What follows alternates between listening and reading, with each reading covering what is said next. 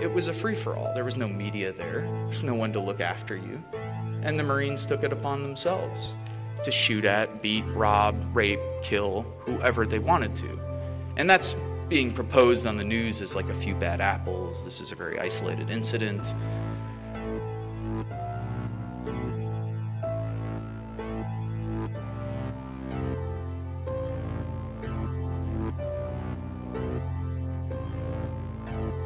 We pretend as though the military is like a jobs program. It's college benefits. You can learn job skills there.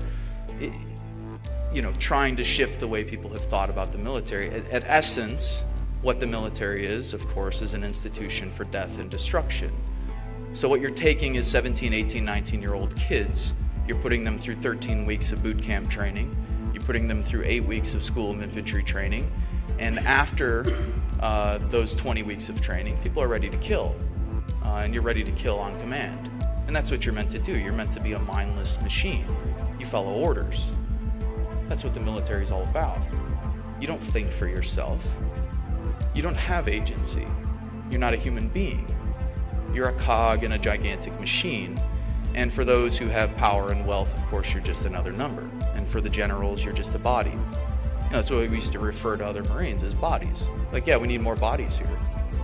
Get more bodies on the ground, get more boots on the ground. You're not a person, you're a boot. Get more boots on the ground. And what's inherent to that training? Well, people in the Middle East are referred to as sand niggers, hajis, camel jockeys, towelheads, barbarians, terrorists, women, bitches, cunts. Women Marines referred to as WMs, walking mattresses. That's why 1 in 3 women who are coming back from military service are reporting military sexual trauma, because their fellow brothers are actually raping them while they're in the service. That's 1 in 3. It's not far removed from the 1 in 4 women in America who already report sexual trauma throughout their lives, or have experienced it at least once. So, again, firmly entrenched in the military culture and in the institution is patriarchy and homophobia.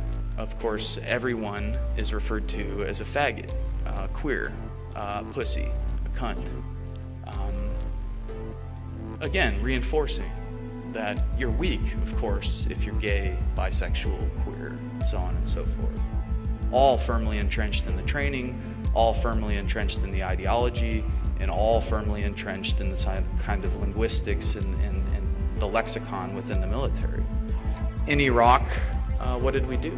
We went on house raids, patrolled, either waited to get blown up by IEDs or mortars, because tactically it's insane. Everybody knows that you cannot win a counterinsurgency war, whatever winning would be. It's never happened. You can talk to the British who've been to Malaysia, you could talk to the French who've been to the Algiers, you could talk to the Americans and Australians and the rest who've been to Vietnam and Korea, and the Soviets in Afghanistan, and the United States in Afghanistan and Iraq, and every single time militarily have had their asses kicked, and rightfully so. But have also caused tremendous amounts of death and destruction. 1 million Iraqis dead. 7 million Iraqis displaced within a country of 25 to 30 million people. An entire generation lost. People forget that when there's a war for 10 years, kids don't go to school. You don't develop. You drop depleted uranium-coated rounds that have a half-life of X amount of billion years, and so now you have birth defects in towns like Ramadi and Fallujah that are 500% what they were 10 years ago. We've absolutely devastated that country, the United States and the West. After 30 years of warfare, supporting both sides in the 8-year war with Iran and Iraq, the Gulf War, the sanctions throughout the 90s that Madeleine Albright and Bill Clinton said were worth it. 500,000 dead, women and children. Madeleine Albright on news, 10 o'clock news. Yeah, it's worth it. Absolutely. What was happening over there? We were killing people. We were killing innocent people. People were being taken captive. If they looked like a quote-unquote insurgent, you did what you wanted to do with them. It was a free-for-all. There was no media there. There's no one to look after you. And the Marines took it upon themselves to shoot at, beat, rob, rape, kill whoever they wanted to. And that's being proposed on the news as like a few bad apples. This is a very isolated incident.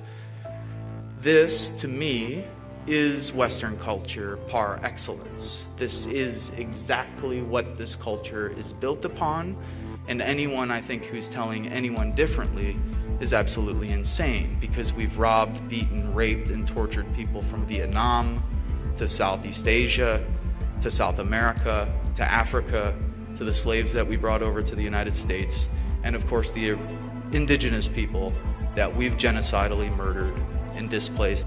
We operate 900 to 1,000 military bases worldwide and have overthrown democratically elected governments from Libya to Iran to Chile, and right now as we speak, drones are killing civilians from Pakistan to Somalia, all in the name of American empire and all with American tax dollars.